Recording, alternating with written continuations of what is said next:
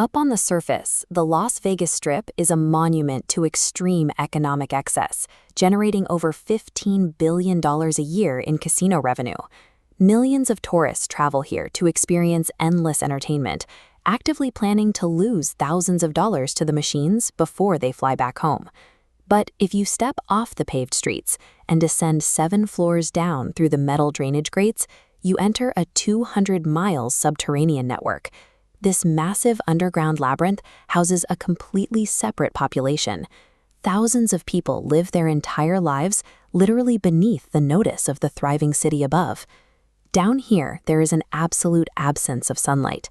The tunnels are damp, massive, and incredibly disorienting. To survive, residents are forced to navigate the pitch-black maze entirely by touch, putting their hands against the cold concrete walls and relying on raw memory to find their way home. The total sensory deprivation slowly alters the human body and mind. Without any natural light, people's skin literally turns gray. In the heavy, damp silence, residents develop intense paranoia, reporting unexplainable sounds, moving shadows, and disembodied voices echoing off the tunnel walls. The thick concrete layers also completely sever any connection to the outside world. Cell phones lose signal instantly, and police radios simply do not work underground. If an emergency happens, calling an ambulance is physically impossible. By blocking out light, communication, and the authorities, the environment creates a lawless vacuum. Standard societal protections vanish at the metal grates, leaving the residents entirely isolated and deeply vulnerable. Daily life in this vacuum is a constant struggle for the most basic necessities. There is no plumbing and no fresh water. Residents rely on sneaking out to turn on city fire hydrants for drinking water, and they use simple 5-gallon buckets lined with plastic bags for their sanitation. To survive, the underground relies on a massive scavenging economy. Tunnel dwellers collect abandoned clothing, forgotten shopping bags, and the discarded excess left behind by wealthy tourists above to build their makeshift homes. But protecting those salvaged items is incredibly dangerous. The tunnels are highly territorial. Disputes over basic commodities like bicycles often end in severe violence. Between sudden machete attacks, gunshots in the dark, and drug overdoses, these vulnerable residents frequently witness extreme, life-altering trauma.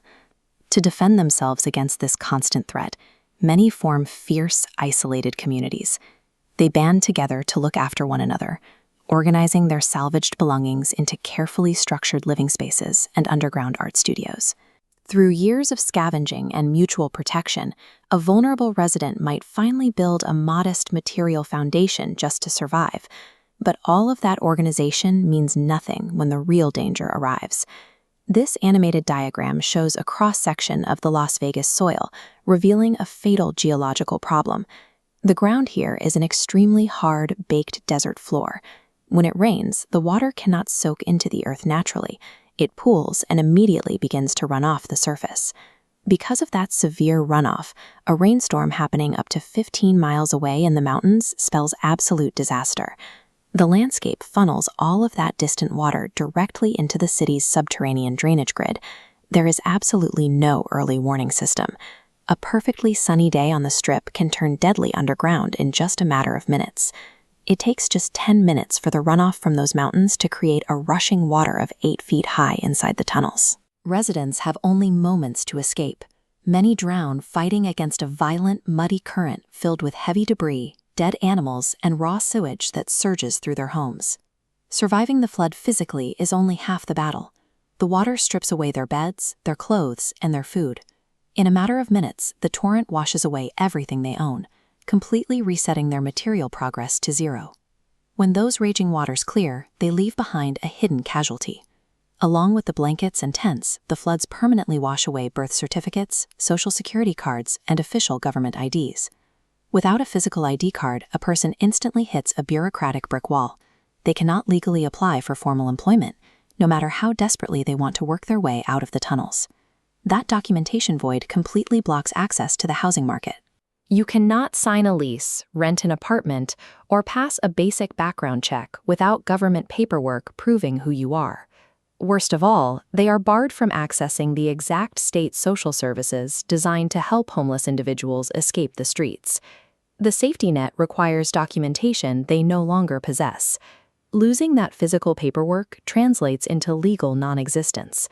According to the system, they simply are not there, locking them in a bureaucratic paradox where they cannot prove who they are to get the help they need to leave.